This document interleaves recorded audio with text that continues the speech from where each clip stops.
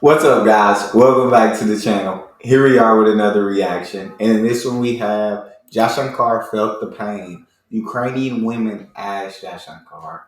Oh, this is going to be a tough one because we know that India does buy oil from Russia, and we understand why, because it's the best deal for the Indian people to make their lives as easy as possible. And no matter what situation and circumstances, India has to put the people of India first. Completely get it.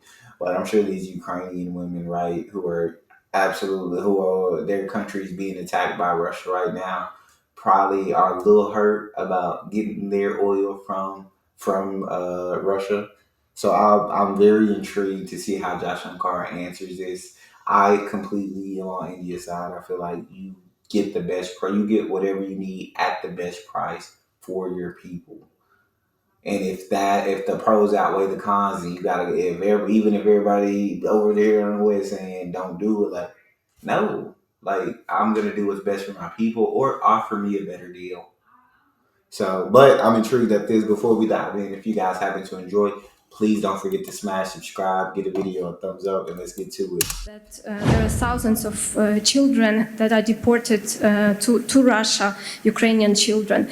Do you see India's role right now in the current peacemaking? Maybe this year you can tell me what exactly is the agenda of foreign policy for India? It's a bit of a problem when people throw at you what you said last year. Thank you, Samir. My name is Marina Domushkina. Thank you for having me third year in a row. I've been alumna and I've been young fellow in 2023. Minister, last year you wrote a really important book, Why Bharat Matters. Also, thank you for signing. And there was a great clip about India being a peacemaker and not taking the sides. So the question is very relevant.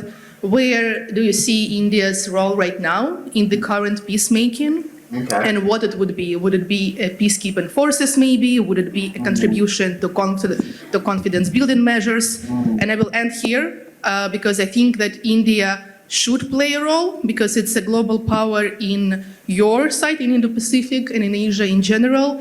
So please elaborate and thank you for having me again. And I hope this question will still bring me next year. I feel like India is not going to send peacekeeping forces. I feel like India's in a role would be more getting both sides to a table to talk. That would be more India's role, you know what I'm saying? Like trying to get both of them to understand like this isn't gonna be solved through war. This is gonna be solved through diplomacy. Y'all are gonna have to figure out a solution. And I'm just going based off of videos that I've seen Jaishankar, politician in India, say in the past. So yeah, you've got to get both sides. You can't just talk to one side at a time. I feel like it's better to have them both in the room so everything can get said and everything can be put on the table. But let's see how he answers this one. She's a alumni from Ukraine. She was there in 23, and she's very dear. So, I think the word you used, peacemaker, is a very strong word. Let me put it, or let me describe what we have tried to do. We have always believed, that this conflict in Ukraine is tragic. It will not have a good ending. People are dying, for reasons and purposes which, when we look back, as we have looked back on many other conflicts where there have been high casualties, you actually ask yourself, why did we let that happen? So we've always felt it's important to find, a negotiated way.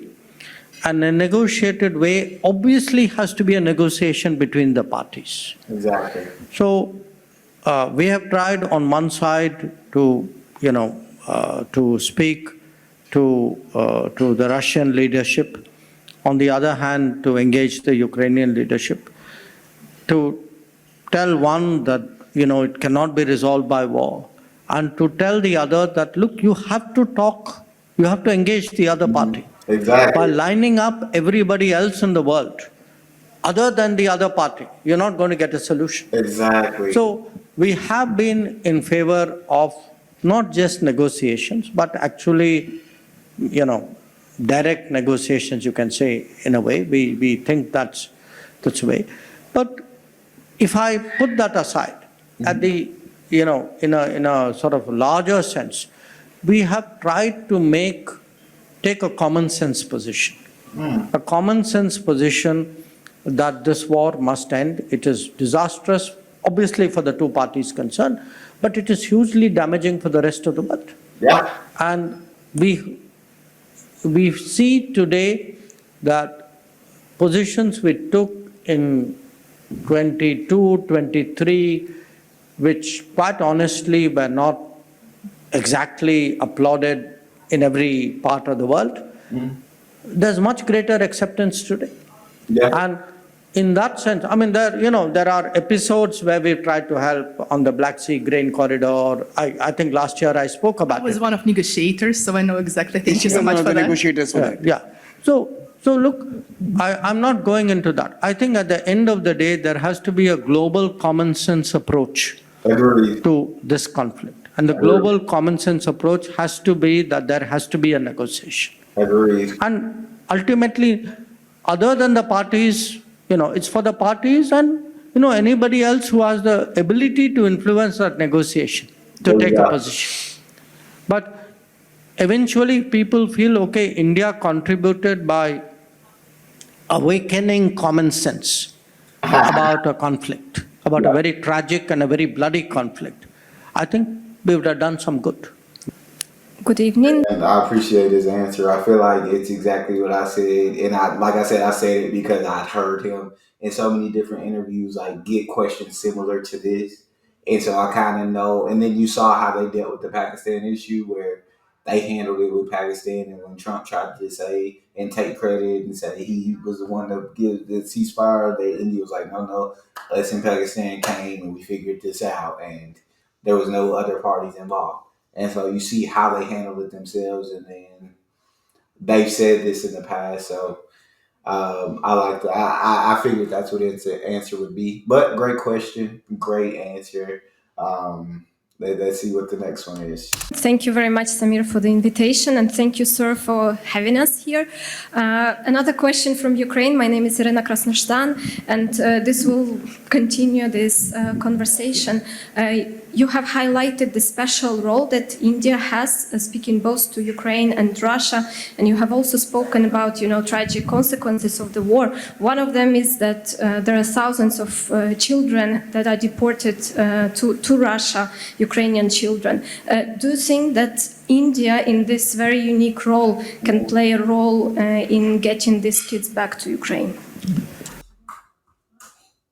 That's tough because, of course, you want to.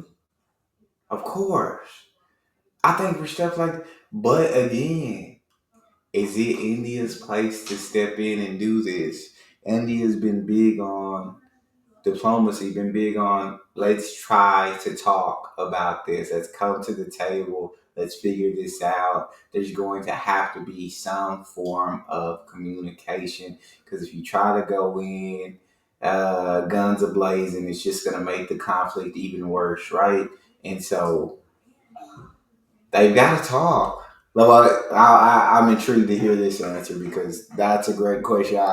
It's a tough question, but Jaishankar, he gets tough questions all the time. Look, a conflict like this has many dimensions, many aspects of it. I don't know if I really can comment on a particular aspect of it. Obviously, if children have got separated, that itself is a very is a cause for enormous distress. But I would say right now there's a kind of a big issue which needs to be resolved.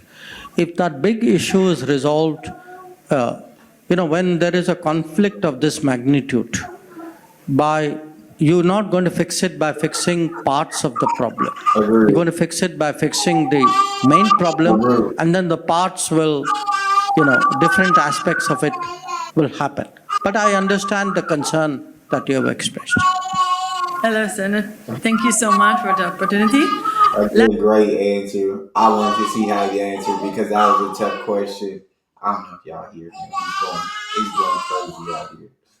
But that was a tough question. Jaishankar answered that beautifully. Because you can't. It's hard when you get into specifics. Like what really needs to be done. Let's talk about the root cause of the problem. But I can't go into specifics what India's role would be in certain situations. That's tough. Last year, I asked you about the agenda of foreign policy after the election, and you make laugh about me last year. Oh, really? So, yeah.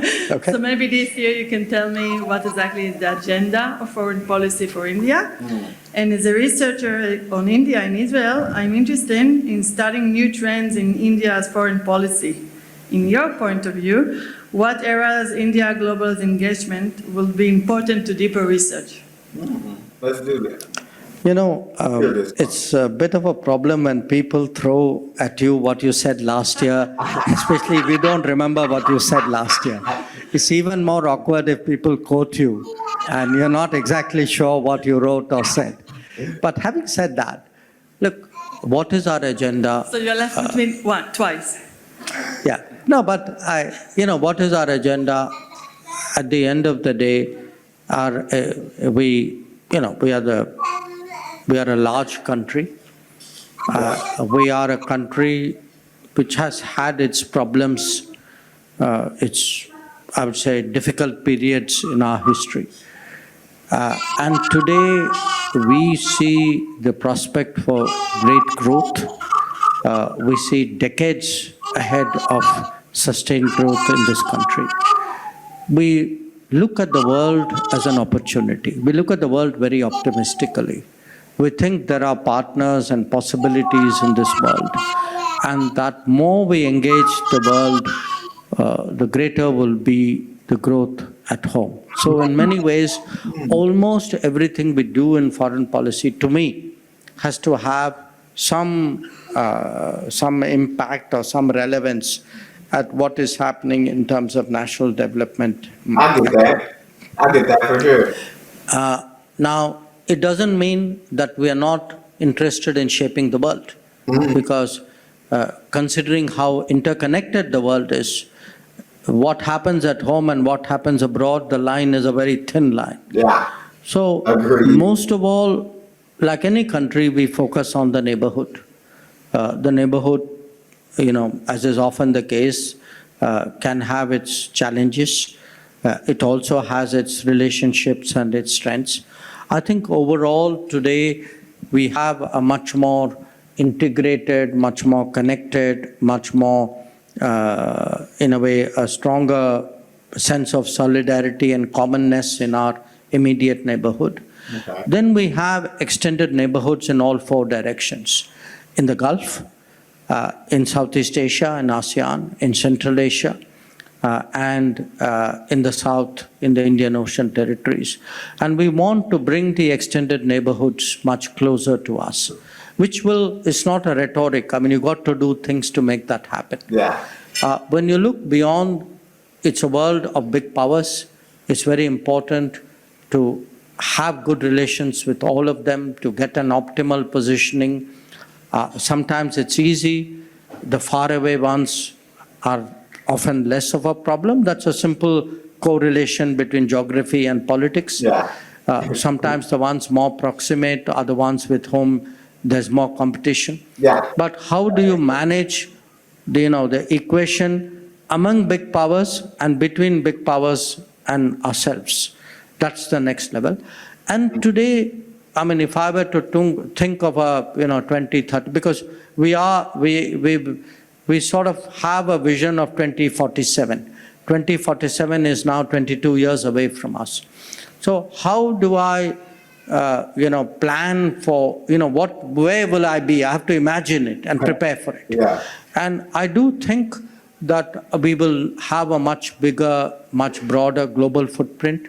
So I am preparing today for a Latin America and a Caribbean and a Pacific Island and a West Africa and a Mongolia, which may not be proximate, which may not be that big on my immediate Yeah. priorities, but as a medium, long term, it's a relationship that I need to have. So you got to do the short, medium, long, all Yeah. at the same time. And Mm. I think what happens, when you are a government, last year we had an election since all of us met last. To be a third term government, you have the experience, I would say, the learnings of two terms.